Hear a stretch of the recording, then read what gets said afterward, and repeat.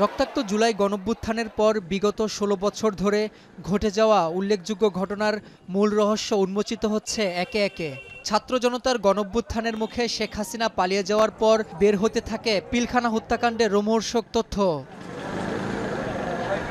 ২০০৯ সালের ২৫ ফেব্রুয়ারির পর থেকে তৎকালীন বিরোধী দলগুলো শুরু থেকেই এই হত্যাযজ্ঞের নেপথ্যে দায়ী করে আসছিলেন তৎকালীন ক্ষমতাসীন আওয়ামী লীগকে।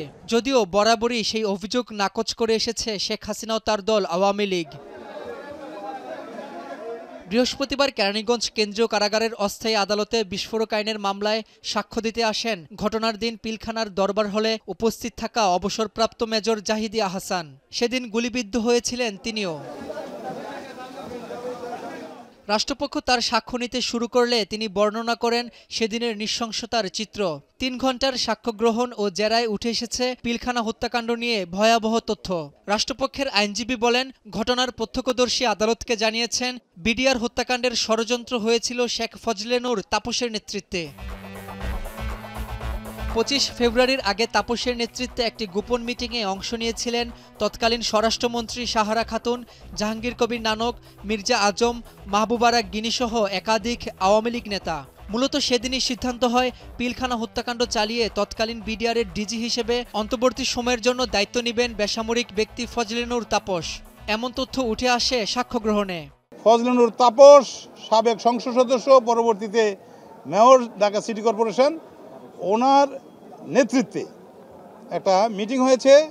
সেই মিটিংয়ে ছিলেন স্বরাষ্ট্রমন্ত্রী সাহারা খাতুন, জাহাঙ্গীর কবির নানক এমপি, তৃতীয় ছিলেন মির্জা আজম, অত্যন্ত আলোচিত ব্যক্তি, সংসদ সদস্য, মাহবুবারা গিনি, নির্বাচিত এমপি। ফজলে নূর তাপস তিনি সংসদ সদস্য থাকার পাশাপাশি বিডিআর ডাইরেক্টর জেনারেল বা মহাপরিচালক হিসাবে তিনি নিয়োগপ্রাপ্ত হবেন অনির্দিষ্টকালের জন্য। সাবেক এই সেনা কর্মকর্তা তার সাক্ষ্য দেওয়ার সময় বলেছেন, ঘটনার সময় তিনি নিজে ফোন করেছিলেন শেখ হাসিনার নিরাপত্তা উপদেষ্টা তারেক আহমেদ সিদ্দিকীকে। মেজর শাকিল আহমেদও শেখ হাসিনা ও তারেক সিদ্দিকীর সাহায্য চেয়েছিলেন, কিন্তু কেউই এগিয়ে আসেনি। তারেক আহমেদ সিদ্দিকী অবসরপ্রাপ্ত মেজর জেনারেল, যিনি নাকি তৎকালীন সরকার প্রধান আওয়ামী লীগের সভানেত্রী এবং প্রধানমন্ত্রী শেখ হাসিনার সামরিক উপদেষ্টা ছিলেন, নিরাপত্তা উপদেষ্টা ছিলেন। সেই নিরাপত্তা উপদেষ্টার সাথে যোগাযোগ করেছেন, কথা বলেছেন, এবং অন্যান্য কর্তৃপক্ষ যারা ছিলেন প্রধানমন্ত্রীর সারাউন্ডিংয়ে তাদের বরাত দিয়ে যে সমস্ত তথ্য এসেছে, দেখা যায় যে সমগ্র হত্যাকাণ্ডের পিছনে ছিল সুপরিকল্পিত একটি স্কিম। এ সময় আসামিপক্ষের আইনজীবীরাও রাষ্ট্রপক্ষের দেয়া এমন তথ্যের পক্ষে কথা বলেন। মেজর শাকিল যে পোস্টটি হোল্ড করতে সেখানে থাকবে না, সেই পোস্টটি অন্তর্বর্তীকালীন সময়ের জন্য আমাদের ফজলে নূর তাপস তিনি অতিরিক্ত দায়িত্ব হিসেবে সেটা পালন করবেন। আপনি কত ভয়াবহ বক্তব্য, এটা ভাবা যায় যে এই জাতীয় সমস্ত বক্তব্যগুলো তারা পূর্বের তদন্তকারী কর্মকর্তা আড়াল করে কিছু নির্দোষ ব্যক্তিকে আসামি করে প্রকৃত ঘটনাটাকে আড়াল করা হয়েছিল।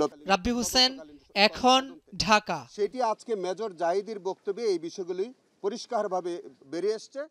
একনল হ্যান্ড ওয়াশ 100% প্যারাবেন ফ্রি, তাই নিরাপদ হাতের জন্য আস্থা রাখুন একনল।